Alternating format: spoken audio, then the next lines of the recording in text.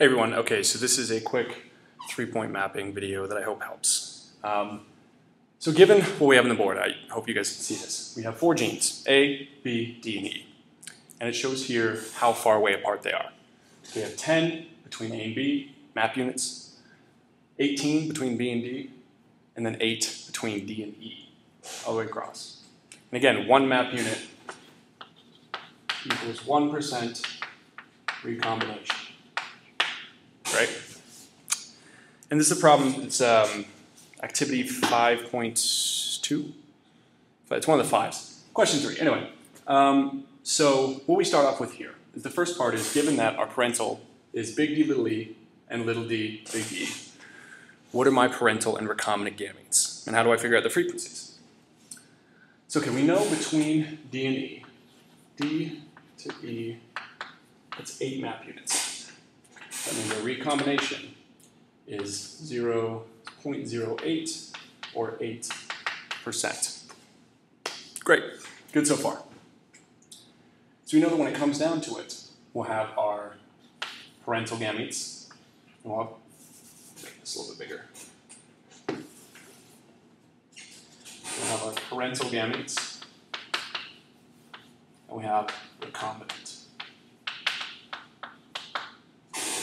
And right off the bat, we're to know which ones our parental will be. It gives us right here. It's going to be big D, little e, and little d, big E. Meaning that if we're actually looking at their chromosome, this individual looks like this. Big D, little e. Remember, the parental versus recombinant has nothing to do with phenotype. It ends up in a phenotype. But we're calling those names based off the gametes it produces. So these two is what our organism looks like now, because he would be big D, big E, little e. But this is what his chromosomes actually look like. So okay, if we have parental, which we know if our R is going to be 8%, we know our parental is going to be 92%. Great, good so far. Once we have that, we've already figured out, based on this right here, what our parentals are. So big D, little e, little d, big E. And if there's recombination here in between these two, we'll end up with these. Big D, big E, little d, little e. Those would be the recombinant gametes that they hand off, right? So here, big D, big E, little d, little e. Great. Now, since these things independently assort, 50% chance between each one. So half of 8%, 4%, same to that, equal odds, just chance. Between these two, we would have 46%. And again, 46%. And they should all equal up 100%. Because we have to give one of these. These are all of our options. So that's how you figure out from there, just using those map distances. So, now the next part of this is what if we have this, this is our parental. And now we're looking at the A gene and the D gene on the same exact setup we had before, same chromosome. So if that's the case, we know that there's 10 map units between A and B, and then 18 between B and D. So the distance, A to D, is equal to 28 map units. Great. Now the tricky thing here is we'll have the same sort of thing. We'll have parental, we'll have recombinant, single, but we'll also have double recombinant. So I'll go through that a little bit. So we know our original person is A, little d, little a, big D. Great. So we know when we're looking at them, the chromosome looks like this. We know it's big A, we know it's little d, it's little a, and big D. Now we still have the B gene in between. Since this question doesn't address it, it doesn't matter what specifically it is, but it's still there, it's still a factor. So we'll put just big B on one and little b on the other. Again, that does not make a difference. So put in, well, we'll put in placeholders, just not confused. I'll just put a little triangle. Doesn't matter, we're not focusing on it. But we do know, still because of this, A to B is 10, and B to D is 18. Great. So if we decide to color this one in, so we can keep track of which chromosome is which. So our filled in one will be our big A, little d. And our not filled in one will be our little a, big D. Excellent. So between these, we know the odds of crossover A and D in general. But we sort of have to go one at a time. So the easiest way to do this is the distance between A and B, we'll start there, is 10. So between these two is 10. So if we have one crossover, so if we have an A, B single, so we'll still have our big A, we'll have whatever that B gene was, and we'll have now this big D. Over on this side we still have a little a, doesn't matter what B is, and our little d. So the AB single crossover between those two, this is what we get. Big A, big D, little a, little d. All right? So there's one. We can also have a crossover between B and D. So between B and D single.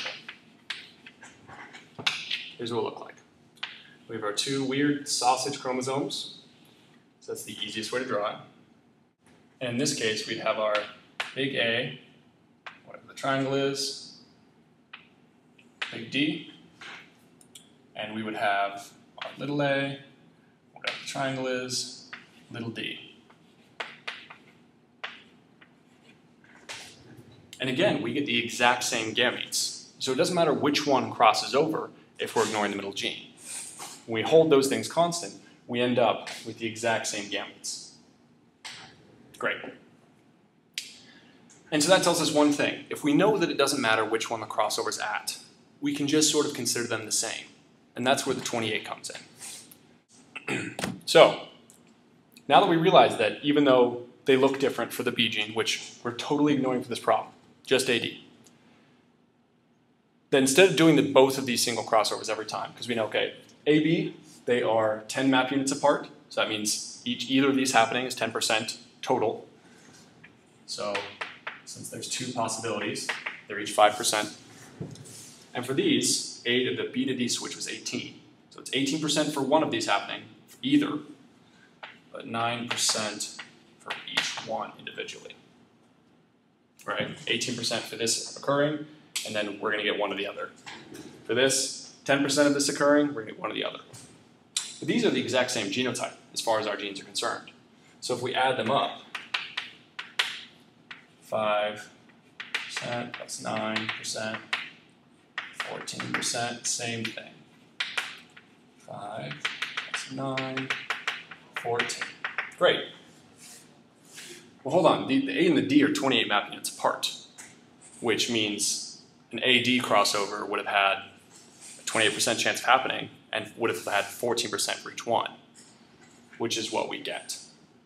So you don't have to do both if you just do the AD. Because all this is saying is that, is there a crossover between? These are the two possibilities. So if I know my likelihood of an AD cross is equal to 28%, because they're 28 map units away, I can say, okay, the frequency of one happening is 28 times 1/2, and of the other happening, 28 times 1/2. And we get the same number. But that way, we don't have to do the singles twice.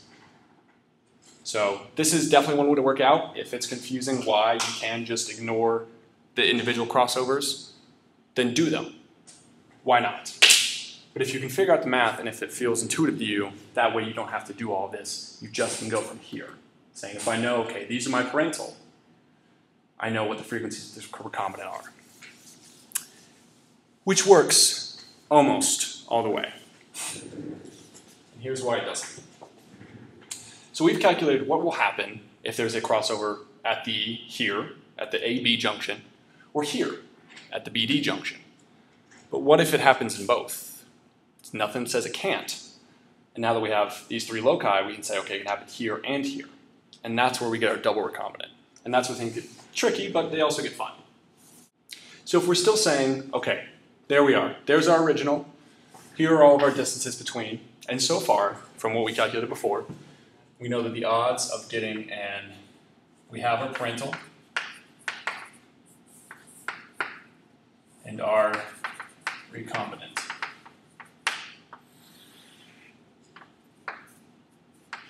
Spelling's hard. We know parental is big A, little d, as given by the problem, and little a, big D. And we just calculated what these frequencies would be. So this, since we know 28 map units apart, 28% for the recombinant, which leaves 72% for the parental, just because of math. And so we know in these, there's a 14% chance of this one happening, and a 14% chance of that one happening. Here it'd be 36. Great. Awesome. So that would be great and good and well if that was the end of it. But we have double recombinants because there is another gene in between here that we know about, that we're factoring in. We don't worry about it in terms of what our genotype is going to be, but we do know it exists and that there is a recombination frequency associated with it.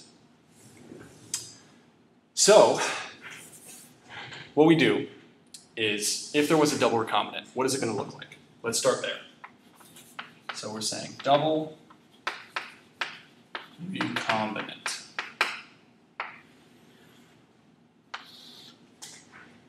What does it look like first? Let's start there. We have that, so we know our parental. So if there is a switch there and a switch back there, here's what it ends up looking like. Right? Because we'll switch the tops, we'll switch the two tops, the A's, and then we'll also switch the D's. So the tops and the bottom end up staying on the same side in the double recombinant. But the middle is really what switches. So we got to switch the top, switch the bottom. So what does this look like now? Okay, well, as we can sort of trace back from our parental, it looks like this. Right? For now, we don't care what the B is. It's not important in our genotype. But these look sort of familiar. Because when I get the genotype of them, of these gametes, they're the exact same as the parentals. Right? Big A, little d, like that. Little a, little d, or, oops. Little a, big D, just like that. When we cross over twice, you can just really count as the middle switching. So if it had been big B here and little b there, the only change in double recombinant would be those two switching. Just the B's, the middle one. But again, we don't care about the middle. We just care about this. What is it in terms of our genes? So we know in this case, double recombinant in a 3-point cross, what we're doing now, it's the same as the parental in terms of genotype. Exact same. Which is convenient. We don't have some other third thing we got to worry about. So how do we calculate what are the odds of getting this double recombinant? Okay, what is happening in double recombinant? We're having a switch over between the first and second gene, and then between the second and third gene. All right, we know first and second gene, A and B, 10 map units. So we're going to say, all right, 0.10. Great. Between our second, it's 18 map units. Between B and D, it's awesome. 0.18. Get that? 0.018. or a 1.8% chance. And remember, that's for double recombinance happening, period. So when we factor, okay, you can either get this or this, it's 50-50 again, just like it was normally.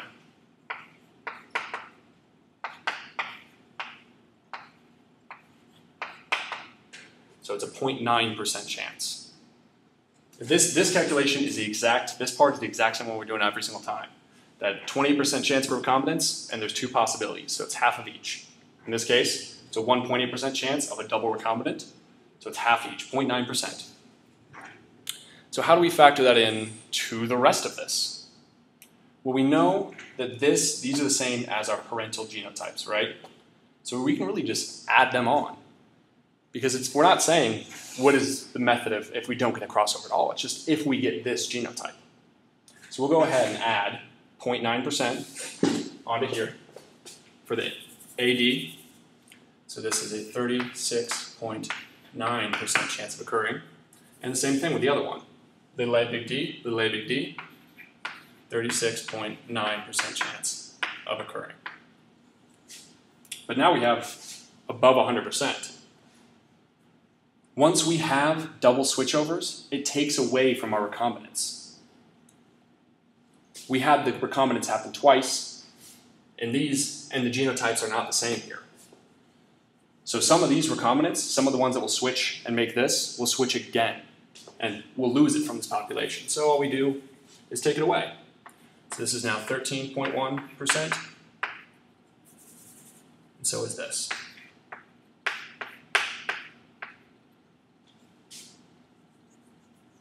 So overall, it means that my odds of parental are 73.8. Here, they are 26.2. Because again, I'm just taking away 1.8 from here and 1.8 from there. Because the double recombinant, while the chromosome is going to look different, in terms of these two genes, it has the exact same result. And that is a 3-point cross when you're ignoring one of the genes. Definitely work out one yourself. I would even try to work out this exact same one, maybe change some of the numbers. Watch this video again. I don't know. But if you have questions, please comment, message me, etc. Great. Thanks.